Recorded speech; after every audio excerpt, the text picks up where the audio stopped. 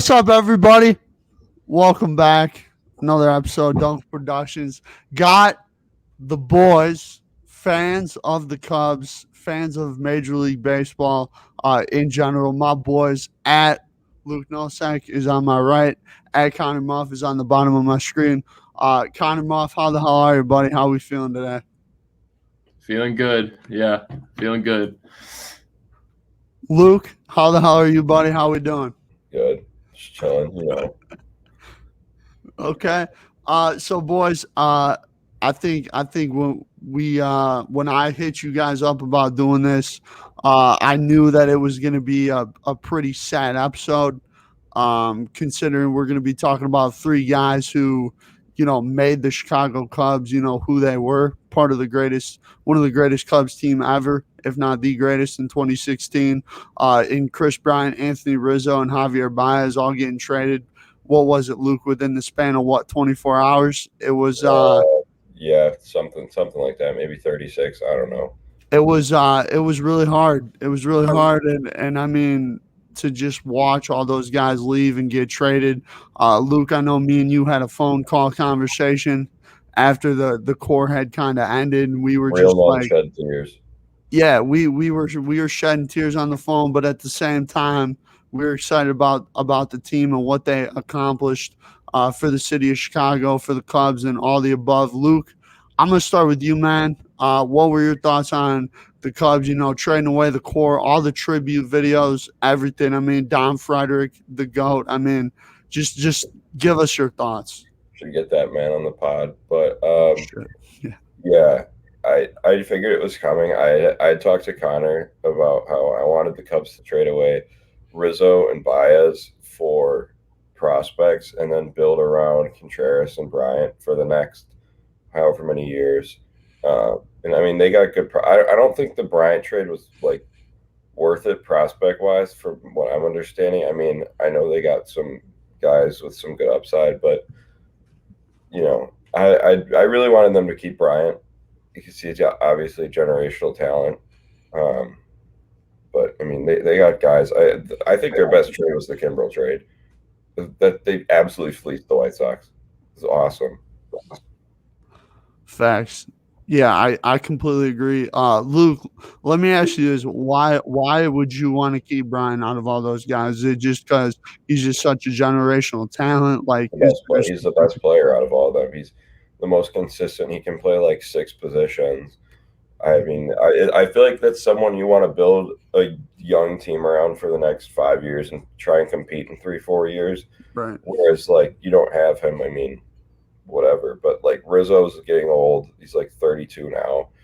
I mean, he's been consistent, but he's getting old. And then Baez is just, I don't know. I mean, I love Baez, but his numbers just aren't worth the money, I don't think. Connor Muff, what are your thoughts, man? I know listening to Luke there, I was just, it's just so saddening that we're even having to talk about this right now. Right. And that these boys are gone. But Muff, what are your thoughts on Chris Bryant, Anthony Rizzo, Javier Baez, all the tribute videos, the trades, all of it? What are your thoughts? Yeah, I mean, it's just kind of crazy how fast, your team can change in a matter of 2 days. They're gone. Yeah, I mean, it's just been really tough, I think, for all Cubs fans to kind of like take it in, and like I think it's still gonna take a while to process. Like, even following the team right now, it's like, I still watch the Cubs, but it's not the same. You know what I mean? It's just like a completely different feel to it. Yeah, it's just very different without those guys, and it's probably gonna take a while. So I just, I think the Cubs, there wasn't a good reason to just trade maybe Bryant or one of the guys and not the rest, because for me, adding 5 to 10 wins on the record this season doesn't get you into the playoffs. So I think the Cubs made the right decision in going making sure that they're getting a good return for all of them, especially this season with the market that is. I mean, we saw how crazy it was at the deadline and how much teams were willing to give up. But I really think that the Cubs made the right business decision on that side of things. So it's just it's tough to conceptualize as It hurts. It hurts right now, but it makes sense. Yeah. I mean, I think they're gonna be spenders in free agency. I don't know. I mean, I've seen a lot of tweets about one of the Astros guys, Correa, where the fuck his name is. I know that I think they might spend here and try and like get some young, good guys. I don't really know who the best free agents are this offseason. Trevor Story is going to be a free agent. I don't think they would go for him, but I don't know. You never know. So I guess we'll see. But they definitely got some dudes. I'm really high on Nick Madrigal in the Kimbrel trade. He's awesome. He's batting like 320 through like 350 career at-bats. That's insane. Him and Nico Horner at the top of the lineup is exactly what the Cubs need, or what they needed the past 3 years. They needed contact bats, and they just haven't had them. And they also have some dudes on the team. Like, look at guys like Patrick Wisdom. Where the hell did he come from? He's awesome. Yeah, and I think just listening to you guys talk there, I could feel like just your guys' passion towards these guys and towards the Cubs. I know you guys are probably two of the biggest Cub fans that I've known. Luke, I know when all the stuff went down, I'll say it again, like, I remember just talking to you that night and you were just so like saddened, and like I felt bad, man, because it's like it sucks. And I think the one thing I took away, boys, from this whole thing is that yes, it was the right business decision. What I find inexcusable is that the Cubs are one of the highest payroll teams in the MLB. You have three guys who have had great seasons, who have had MVP caliber seasons. I mean, Chris Bryant's won an MVP. Baez, I think, finished third 1 year. I mean, Rizzo, he's had some seasons that just speak for themselves. He's my captain for life. I don't care what anyone says. Sad he went to the Yankees, though. Really pissed me off, but it's fine. But yeah, I think the fact that we didn't even try, it sounded like, to extend these guys. Rizzo, what he said on ESPN 1000 about how he wasn't even offered, all this. It's like, what are you doing? Like, I don't know who dropped the ball here. I don't know if it was Jed. I don't know if it was Theo beforehand. Ricketts. I don't know if it's the Ricketts. I don't know. But all I know is that we traded away Yu Darvish, who that was our big hole in need this whole season. That was an awful fucking trade. I think you guys could agree with me on that. That would have filled the void of our starting rotation, which Davies had a decent year, Mills had a decent year. You have Hendrickson, Darvish. I feel like that's a pretty decent rotation where you say, okay, we probably compete a little bit better this year. And I mean, Luke, we talked about it early on in the season when the Cubs were flying high. Muff, I talked to you about this as well. When the Cubs were in first place, I mean, it felt like, okay, like now it's time to invest in this team, invest in the core, and it's time to figure it out. I mean, I have a video on my phone, guys. Luke and Connor and I both sent this to you guys, I believe, when I went to the game, but Rizzo hit an RBI single at Wrigley, Cubs Cardinals Sunday Night Baseball. I was at the game, and boys, there was chance of extend Anthony Rizzo just raining down from Wrigley Field. Like, dude, everybody was chanting it. And it's like, this is how you repay these guys. And it stings. I get it's the right decision, but it was so difficult to watch the 3 tribute videos in the span of 24 hours. And I don't know if you guys have watched all of them. I'm sure you guys have, and I'm sure you guys have watched them probably multiple times. But like, is there any part in your guys' mind where it's like, damn, like we couldn't keep these guys together, no matter whose fault it was? Ultimate, you go on. Yeah, I mean, here's how I look at it. I think there's problems, both brought on by the Cubs themselves. Like the reason being is that all of these guys came in to the team basically together. Rizzo was the first, but right after you had Bryant and Baez come in basically, they came up through the minors right after Rizzo joined the team around 2013, 2014. Yeah. So, I mean, because of the Cubs' nature of their rebuild, most of the same players were on the same arbitrary clock. Like they were going to hit free agency at the exact same time. Right. And so that meant that Chris Bryant, Javier Baez, and others were starting to get really expensive all at the same time, and they were all about to hit free agency. Yep. So, it hurts me that, it was in a way, it's almost the Cubs' fault.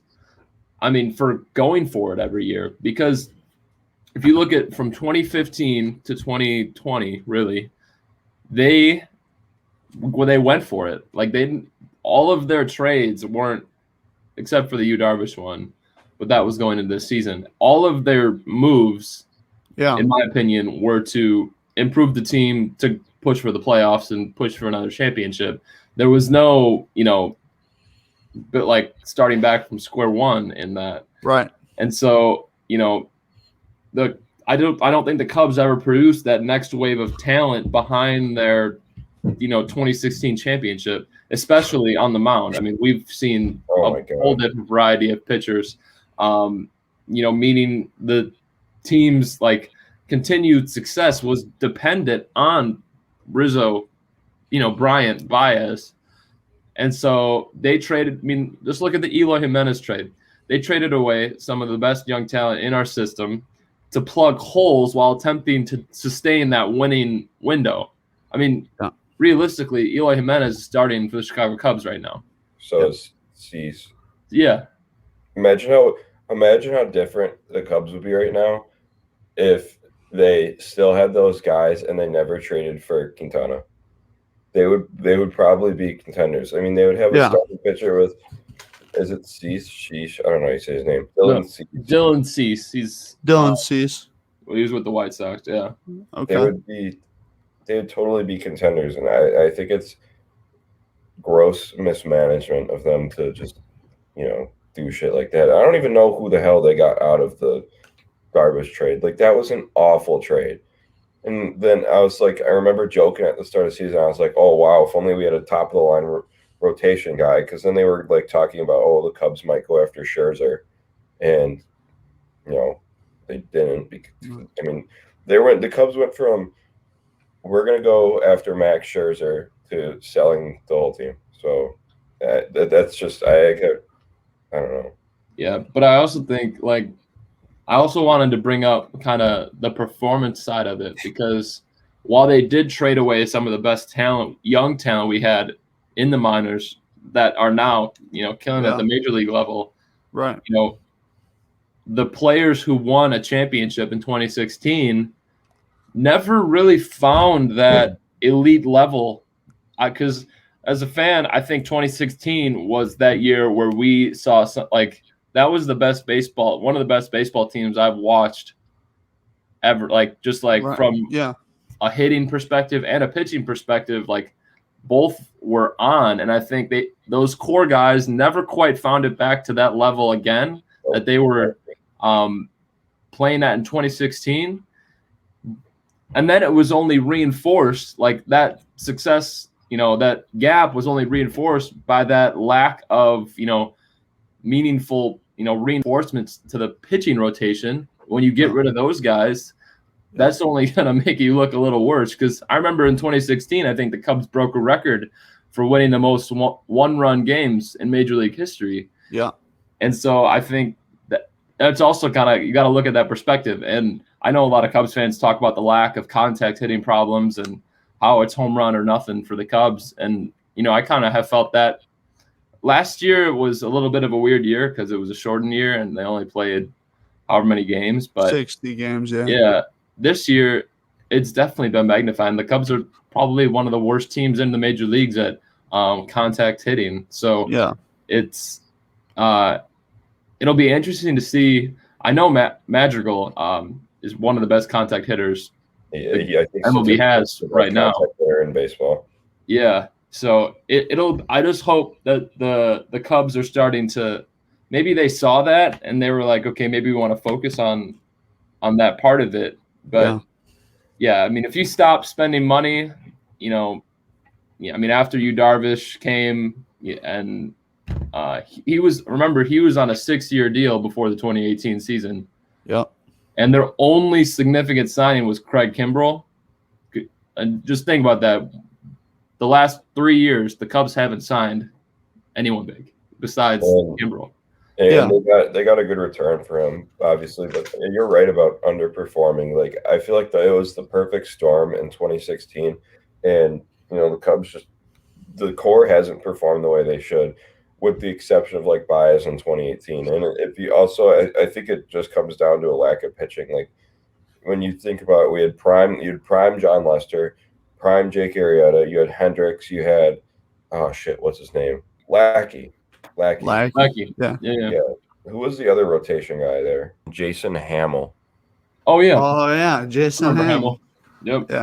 Yeah. So I mean, they just lack pitching. We just didn't have pitching, and then when your core isn't producing the way they should, and it's home run or nothing. I mean, if you don't have stud pitching, you're just not going to be good. The core definitely underperformed. Well, let me ask you guys this though, because this is something that I'm going to circle back to your point there, Muff. So you take the Dodgers every year, boys.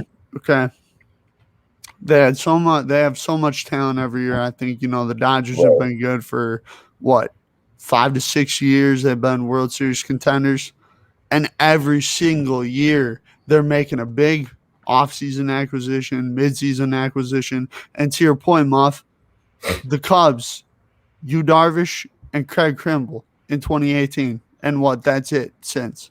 That's a problem, because when you look at the team, it's not like we don't have talent.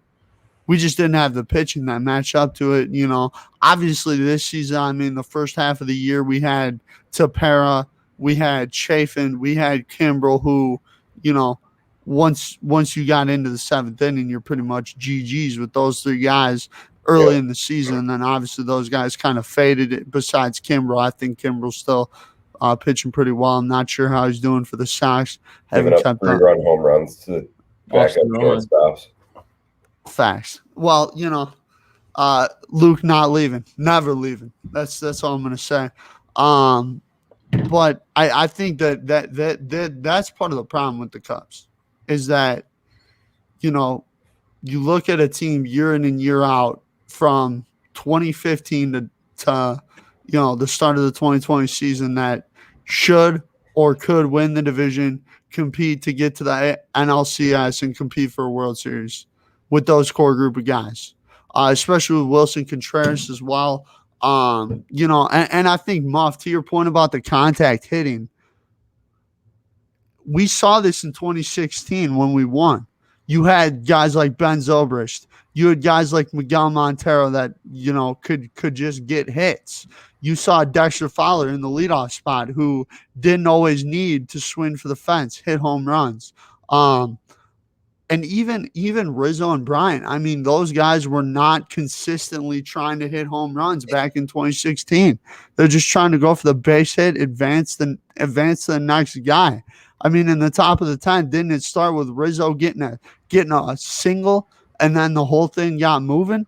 So it shows that you don't always need to hit a home run to affect or win the game. But I think, boys, the thing that frustrates me is like 2019. Okay, we go out, we look like the best team in the NL Central.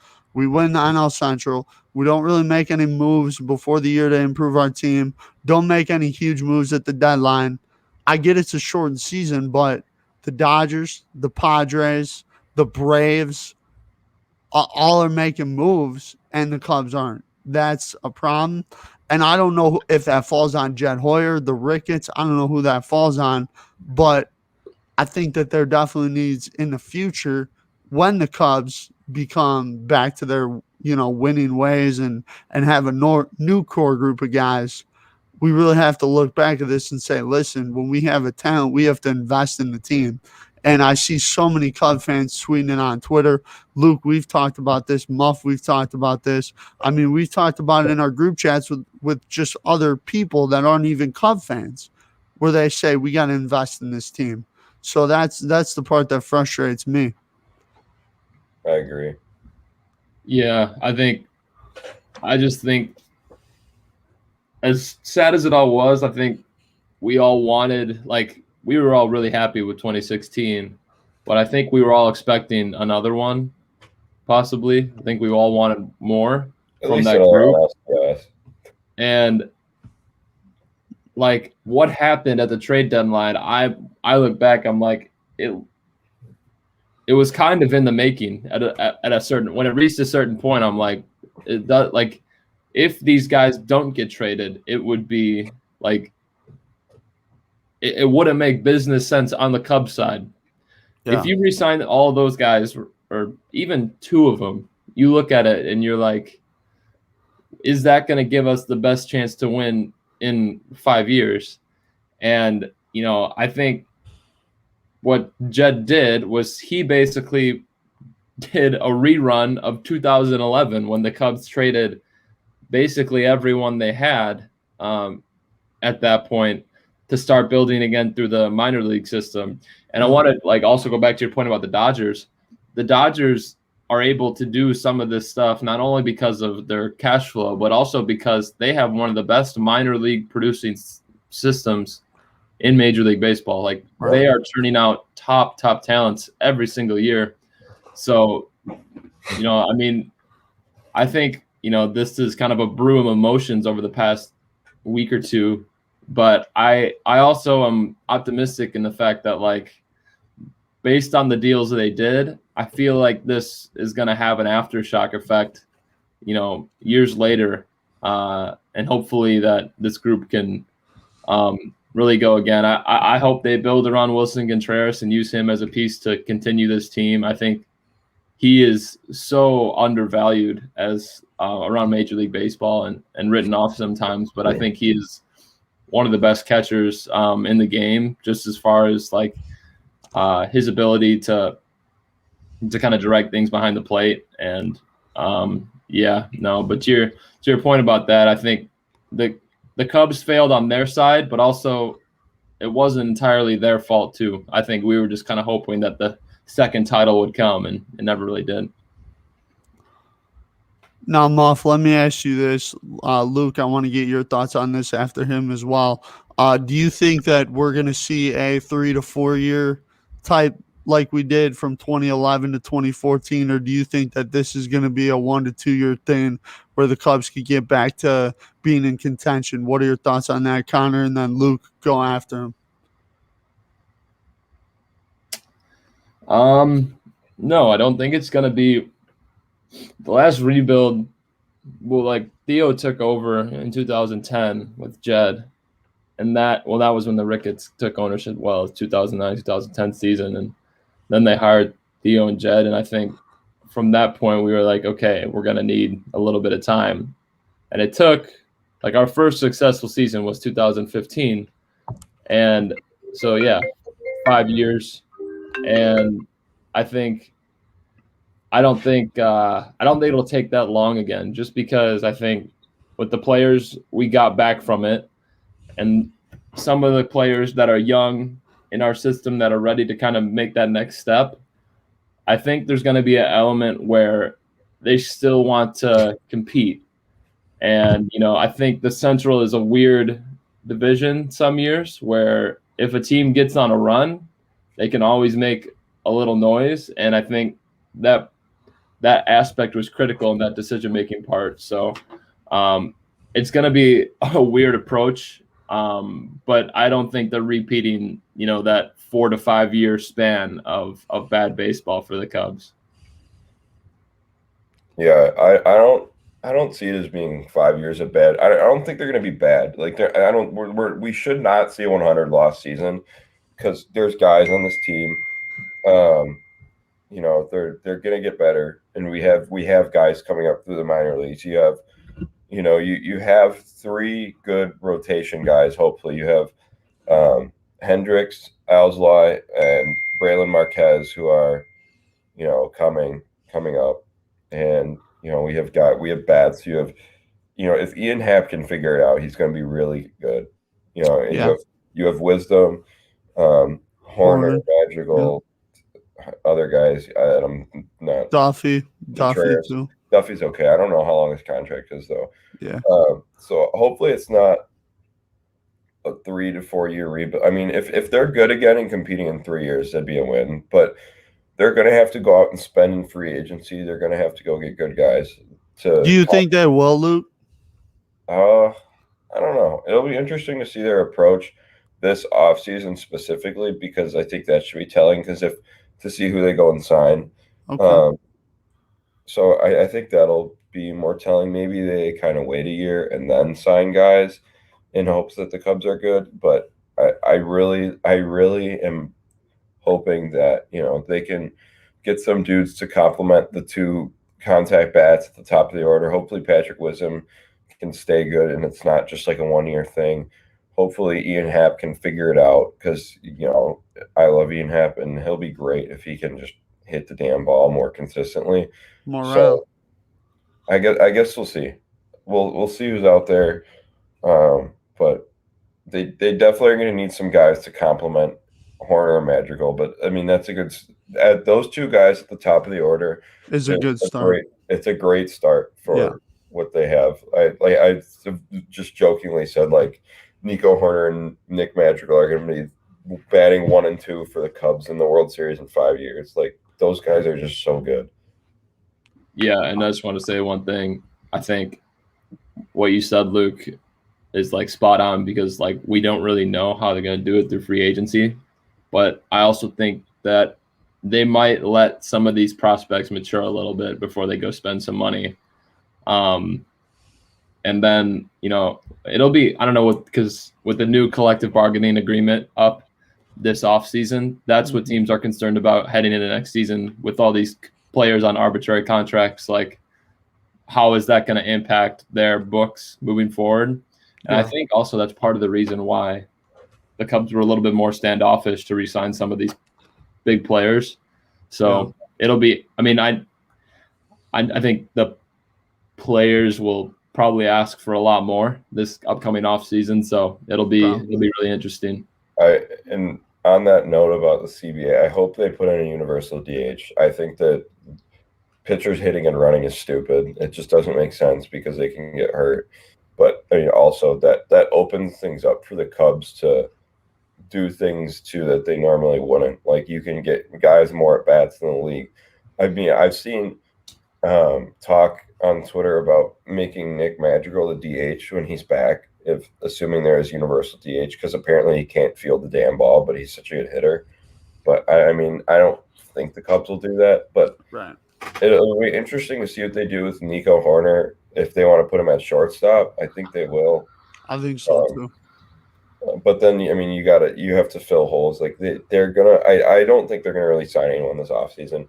I don't know who the free agents are this offseason, but at some point they're gonna have to pick guys up, including pitching. Because agreed.